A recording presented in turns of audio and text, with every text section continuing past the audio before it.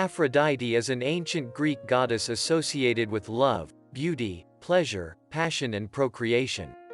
She is also known as Venus in Roman mythology. Some scholars believe Aphrodite's worship came to Greece from the East. Many of her attributes recall the ancient Middle Eastern goddesses Ishtar and Astarte, whose cult was based on the Sumerian cult of Inanna.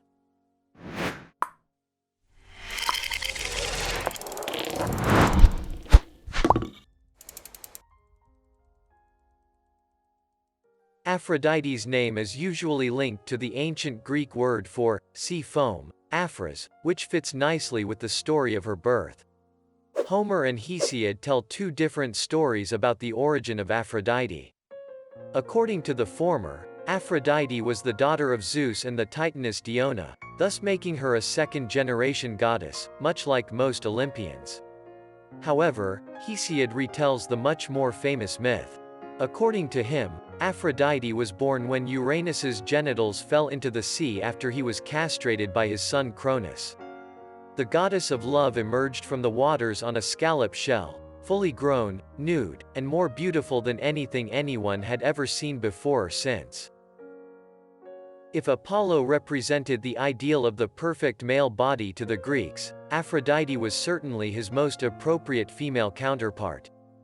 Beautiful and enchanting, she was frequently depicted nude, as a symmetrically perfect maiden, infinitely desirable and as infinitely out of reach. She was sometimes represented alongside Eros and with some of her major attributes and symbols: a magical girdle and a shell, a dove or a sparrow, roses, and myrtles. In one of the popular myths, it is said that Aphrodite was so beautiful that other gods would fight for her affections.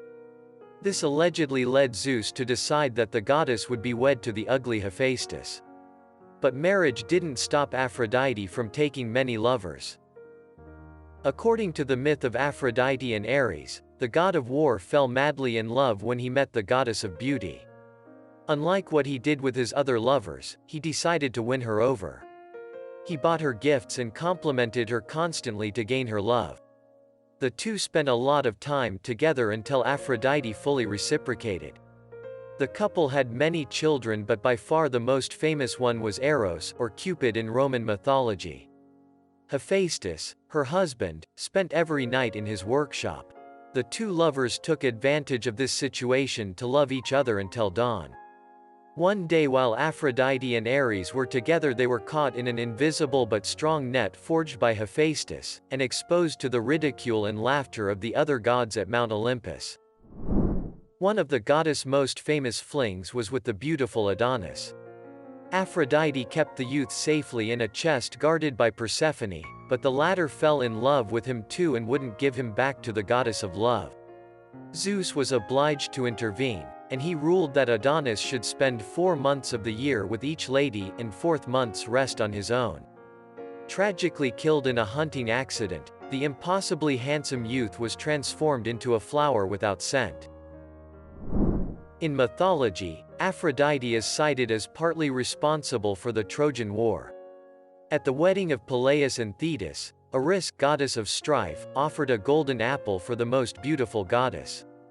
Hera, Athena, and Aphrodite vied for the honor, and Zeus appointed the Trojan prince Paris as judge.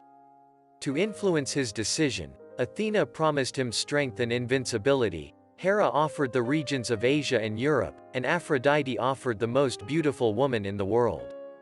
Paris chose Aphrodite and so won fair Helen of Sparta. However, as she was already the wife of Menelaus, Paris's abduction of Helen provoked the Spartan king to enlist the assistance of his brother Agamemnon and send an expedition to Troy to take back Helen.